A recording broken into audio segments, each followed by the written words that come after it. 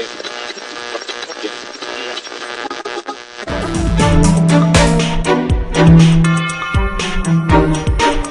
everyone, this is ENT, the Ed News Ticker for the week of May 19th, 2014. My name is Kirsten Winkler.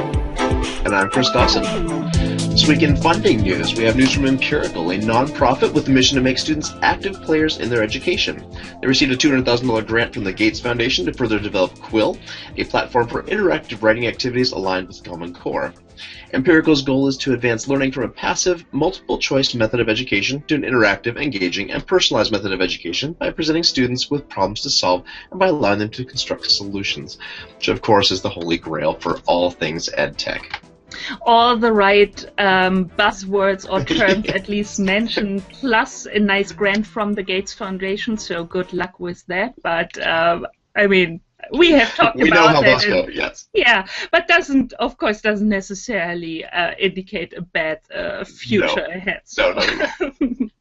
And then from another very well-known name in the education space, Pearson, and with their Affordable Learning Fund, announced 2 minority equity investments in low-cost private schools, eAdvance in South Africa and Zaya Labs out of India.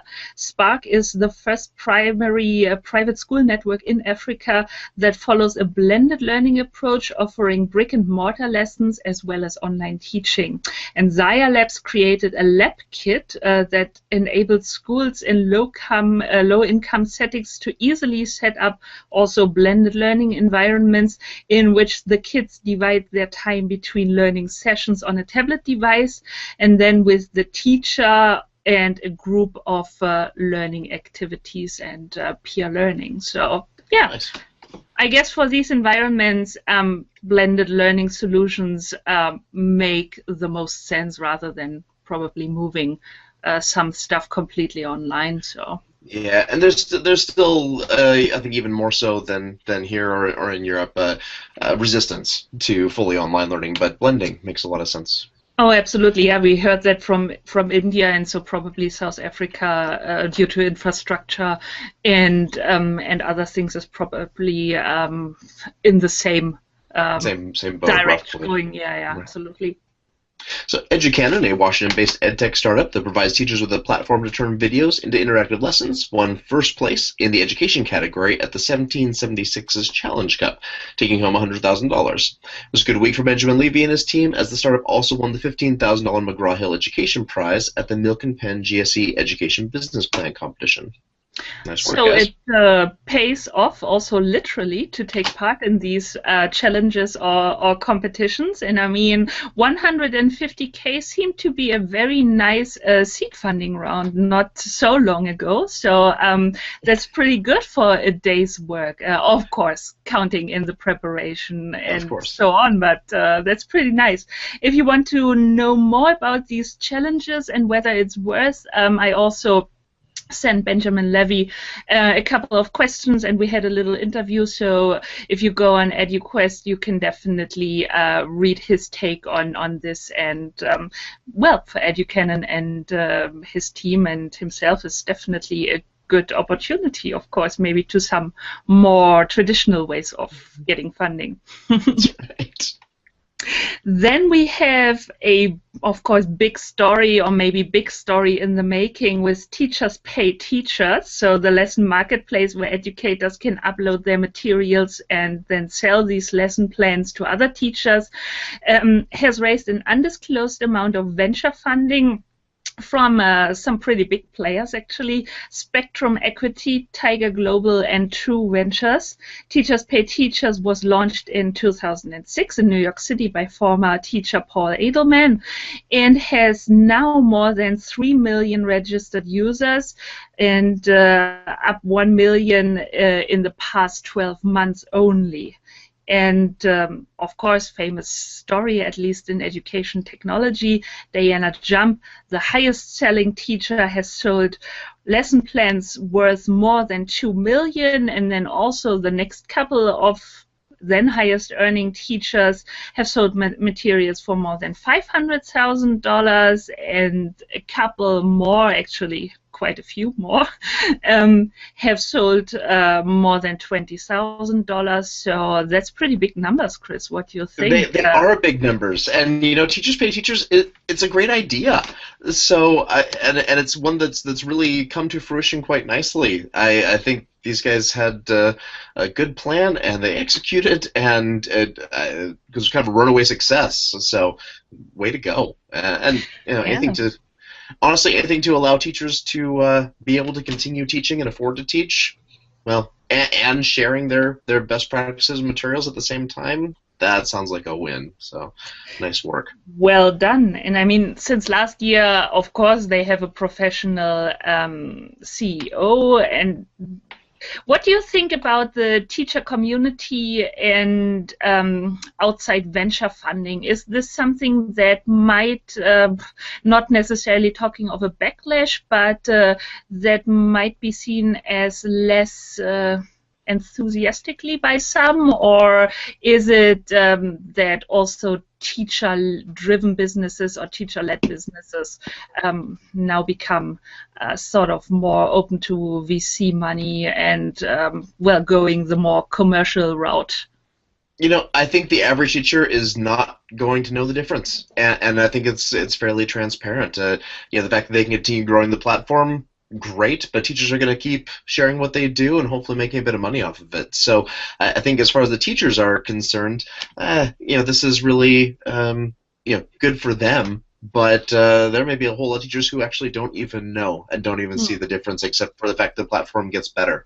So I think this sort of thing is becoming a bit more mainstream, and teachers are getting much more comfortable with using commercial tools, web-based tools, sharing within communities.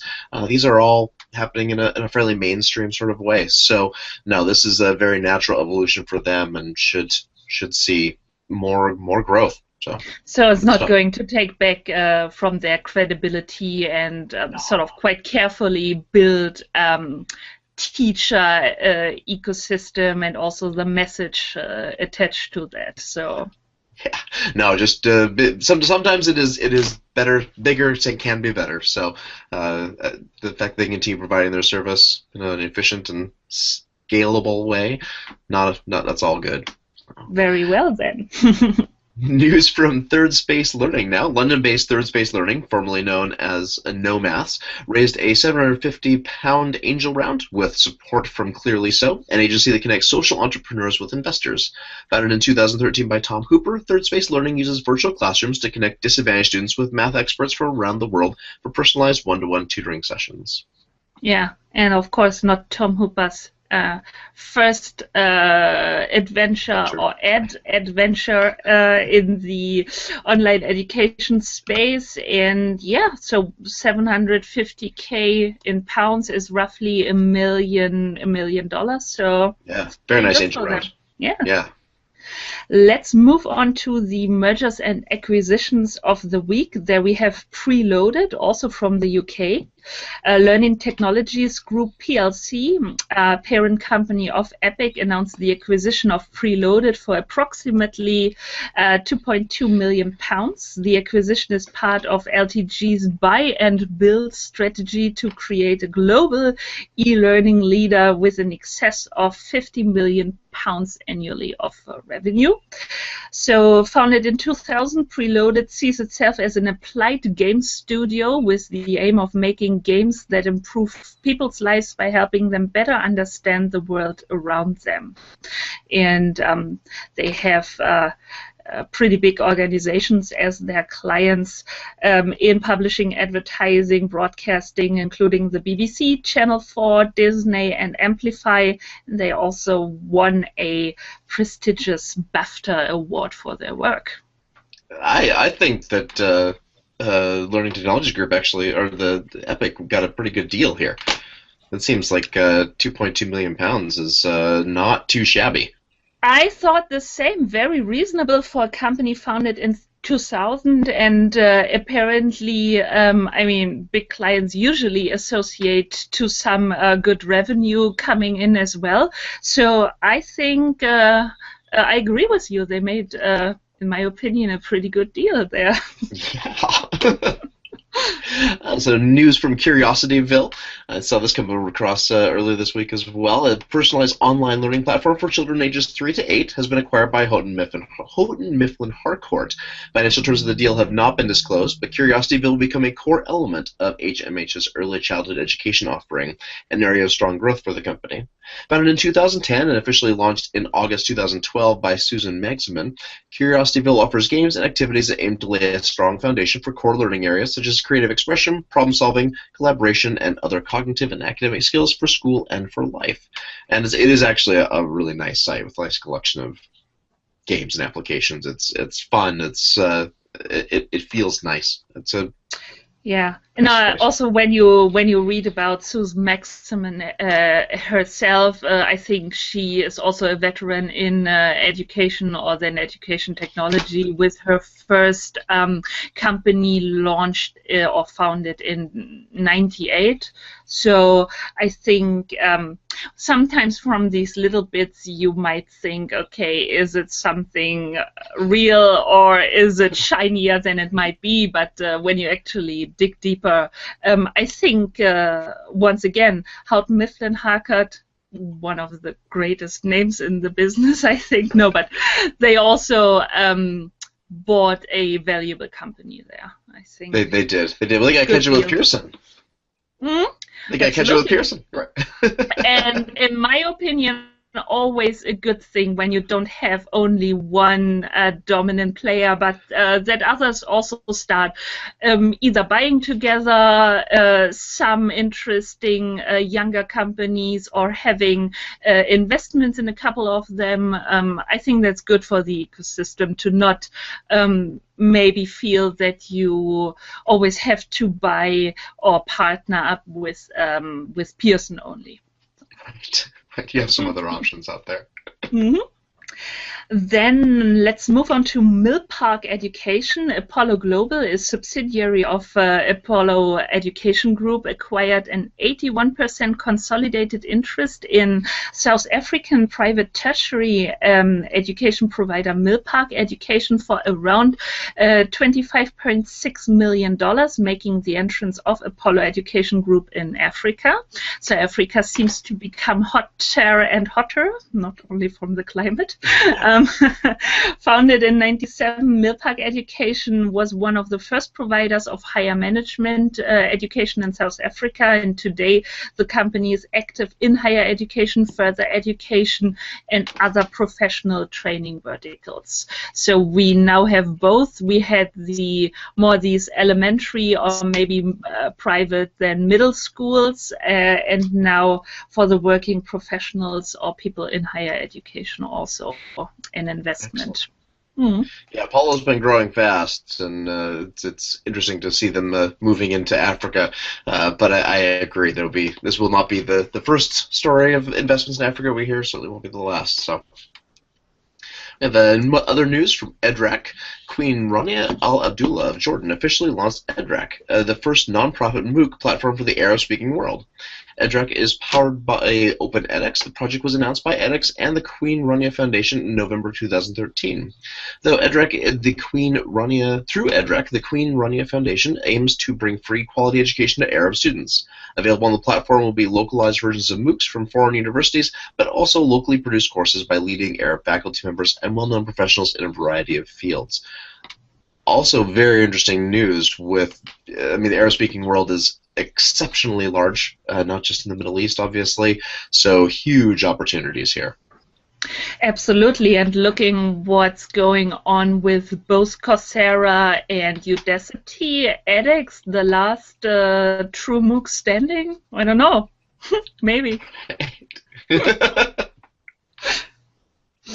Okay, let's see how that's going to unveil. But I agree with you, Chris. So looking at, I don't have the exact number, but how many million Arab speakers out there, of course, makes sense to have a dedicated MOOC platform and also some specially designed courses for what they need, and not only to take courses from Stanford or Harvard or maybe some European players. So Right, the localizations may be the most interesting part of this. good stuff. And then, well, Czech. We had a couple of news items concerning Czech in the last couple of episodes here, but well, they launched or are going to launch next week a new feature called the Czech Career Center, an online resource site for students to plan and build their careers while still being in school or also after graduation. Users will be able to explore internships and career options as well as advice from working professionals. In the next step, Czech plans to add a skills marketplace where schools can purchase courses that focus on the skills that are required in the knowledge economy we all have been talking about over the last couple of months at least. Oh, definitely. You know, my only concern here is that Czech seems to be spreading themselves pretty thin.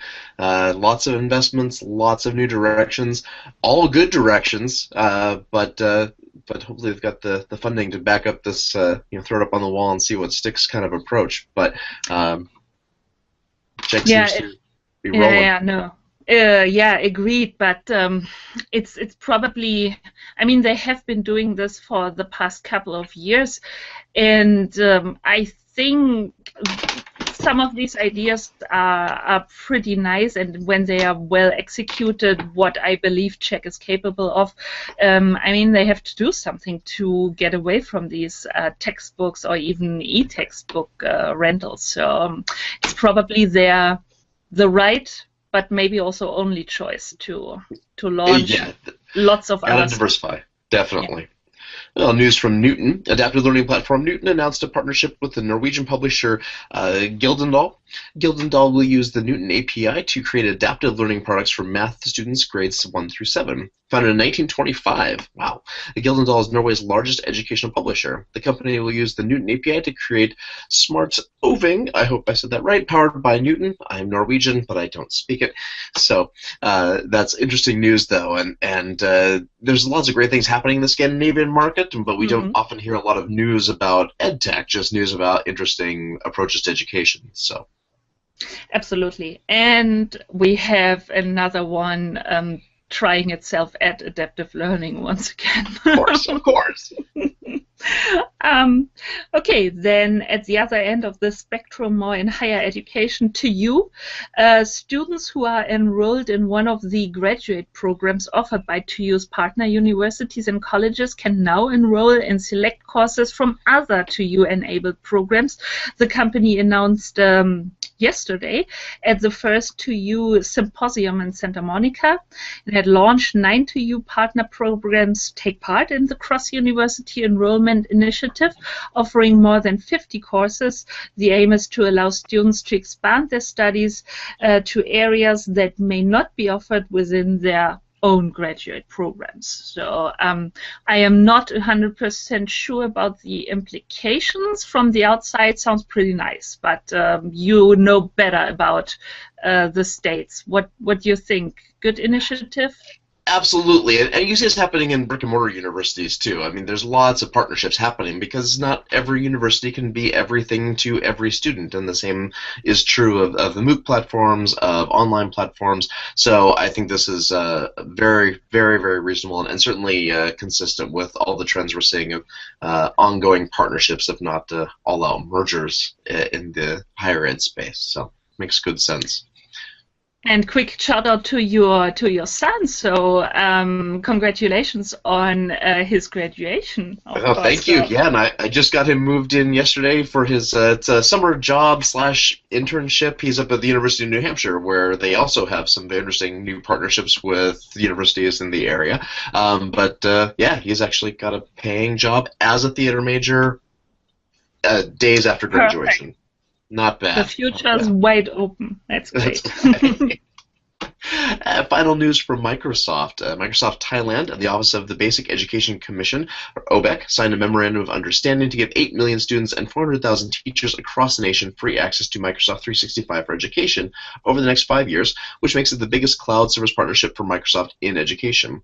Hopefully not affected by the coup and the ongoing craziness over there, but hopefully they'll be able to keep some really good education things that are happening in Thailand out of the fray. So this new partnership is part of a bigger initiative called Partners in Learning, which aims to foster innovative use of technology in education to help students and teachers around the world maximize their potential, and was established by Microsoft way back in 2003. Partners in Learning has had lots of good news every year since 2003 when they launched, and we've been talking about them for a good while, and I've certainly covered them quite a little bit. So the folks who run Partners in Learning are very smart and do good stuff. Then we really have to hope that even with lots of instability in recent years in Thailand, that they can still pursue with their plan, because it's of course not only dependent on Microsoft but also the education department. So I hope for some stability over there. And then, well, the second thing, I think it's a very nice initiative. But of course, everything cloud-based is needs a reliable and high-speed internet connection. So I hope that's a given in Thailand, at least in, well, let's say in the universities and schools they want to reach. I think outside of it, for more peer learning or maybe personal learning, maybe going on after school or university, it's still a little bit too early, but let's hope for the best, at least in the participating schools and colleges. Agreed. Okay, and I would say that's it for this week's edition. As always, you can find more details and all of our stories going to eduquest.com/ENT26, number 26, our episode this week. And I think, not over here in Europe, but you have a long weekend coming up. Is it Memorial Day weekend? It is Memorial Day, yeah. So it's Friday, Competition Friday afternoon for me, and we've got a nice long weekend. And as usual, the weather's a little sketchy here in New England, but yeah, no, we should have some nice time to get some gardening in, and at least here in New England, that's when we can really get started in earnest with outdoorsy activities. So. Sounds very much like the western part of France. So then enjoy the free time, maybe a barbecue or something, or at least some nice gardening. It's always good to when we work so much in a sitting position. So yeah, get our hands dirty. Sounds very good. So then, everybody in the States, enjoy your Memorial Day weekend, and everybody else listening or watching ENT, simply enjoy your weekend. Take care, everyone. Bye-bye.